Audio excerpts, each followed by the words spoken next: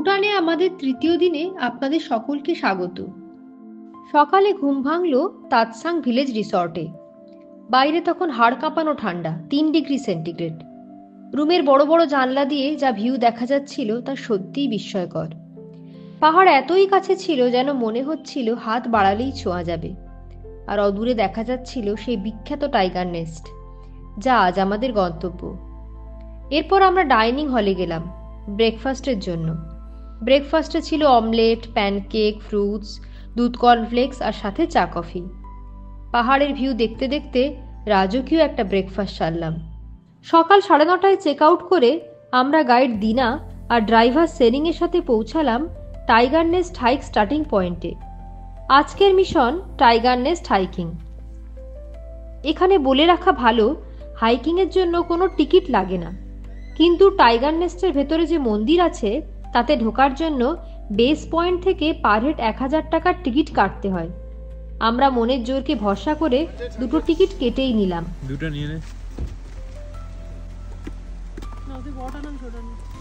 পাহাড়ের উপর প্রায় 10,000 ফিট উচ্চতায় অবস্থিত এই মনেস্ট্রি, যা ভুটানিসদের কাছে অত্যন্ত পবিত্র স্থান। কথিত আছে গুরু রিম্পোচে এক বাঘিনীর পিঠে চেপে এখানে এসে ধ্যান করেছিলেন। আমরা সকাল 10টা নাগাদ শুরু করলাম moderately difficult tiger nest hike. 6.5 কিলোমিটারের দীর্ঘ এ পথ অপূর্ব সুন্দর। দুপাশে ঘন পাইন গাছের জঙ্গলের মধ্যে দিয়ে এঁকে বেঁকে চলা পাথুরে পথ।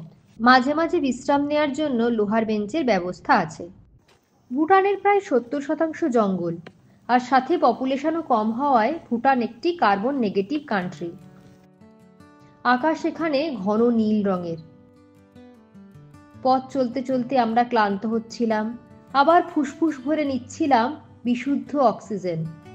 সামনে টাইগার নেস্ট মনেস্ট্রি ক্রমশ বড় হচ্ছিল, আর নিচে পার উপত্যকা ছোট হয়ে আসছিল, যা আমাদের এগিয়ে চলার এনার্জি যোগাচ্ছিল। হাফওয়ের কাছাকাছি একটা ক্যাফে আছে, অনেকেই এখানে বিশ্রাম করে, কিন্তু আমরা এখানে সময় নষ্ট না করে এগিয়ে চললাম গন্তব্যে। এইভাবে চলতে চলতে প্রায় 2 ঘন্টায় আমরা ভিউ পয়েন্টের কাছাকাছি পৌঁছালাম। দীর্ঘদিন বাকেট লিস্টে থাকা টাইগার নেস্টের এই ম্যাজিক্যাল ভিউ আজ আমাদের চোখের সামনে। এতদিন যা ছবিতে দেখেছি তার চোখের সামনে দেখতে পাওয়ার যে কি রোমাঞ্চকর অভিজ্ঞতা, তা ভাষায় বর্ণনা করা যাবে না। গাইড বলল এখান থেকে মনেস্ট্রি অবধি পৌঁছাতে প্রায় 700 সিঁড়ি পার করতে হয়। তাই ভিউ পয়েন্টে কিছু ছবি তুলে আমরা মূল মনেস্ট্রির উদ্দেশ্যে রওনা হলাম। পুরো হাইকের মধ্যে এই পার্টটাই আমাদের কাছে সবচেয়ে চ্যালেঞ্জিং মনে হয়েছে, কারণ কিছু কিছু অংশে সিঁড়ি রীতিমতো খাড়া ছিল। মাঝে পেলাম অপূর্ব সুন্দর জলপ্রপাত, সেখানে জলের মধ্যে রামধনু দেখতে পেলাম।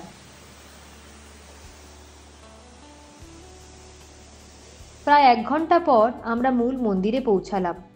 এখানে ফোন, ক্যামেরা, ব্যাগ কিছুই অ্যালাউড নয়, তাই গেটে জমা রেখে আমরা মন্দিরে প্রবেশ করলাম। এখানে মোট 8টি মন্দির আছে। আমরা প্রত্যেকটা ঘুরে ঘুরে দেখলাম।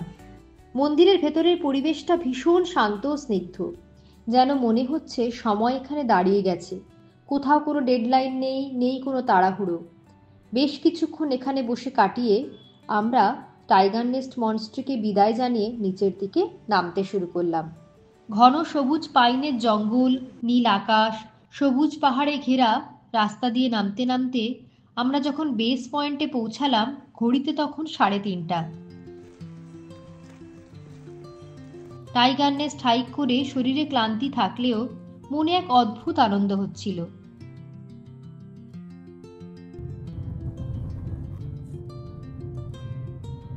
আমরা লাঞ্চ করতে গেলাম সোনমস ট্রফেল রেস্টুরেন্টে। পারো টাউনের এটা খুব পপুলার একটা রেস্টুরেন্ট। খেয়েছিলাম vanilla latte, momo, rice, chicken datshi, chilli pork আর গাইডের রেকমেন্ডেশনে ড্রাই চিলি দাৎসি। প্রতিটি খাবারই আমাদের খুব ভালো লেগেছে, আর সাথে যে চাটনি আর চিলি সসগুলো দিয়েছিল সেগুলো এখনো মুখে লেগে আছে।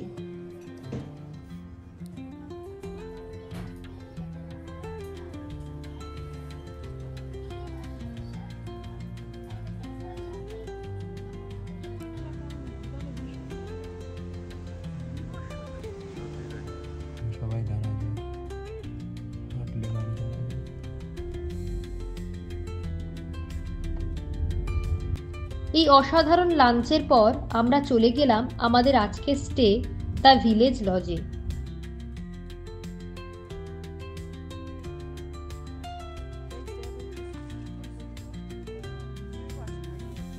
এখানে এসে আমাদের মনে হলো আমরা কোনো এক স্বপ্নের জগতে চলে এসেছি। পাহাড়ের ঢালে আমাদের এই সুন্দর রিসর্ট, আর রিসর্ট থেকে রাতের অন্ধকারে মায়াবী পারো উপত্যকা দেখা যাচ্ছিল।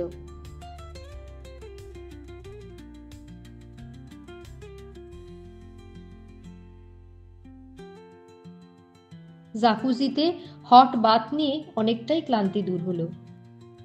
সবশেষে ডিনারে চিকেন স্যুপ খেয়ে আমরা আমাদের মেমোরেবল দিনটাকে শেষ করলাম।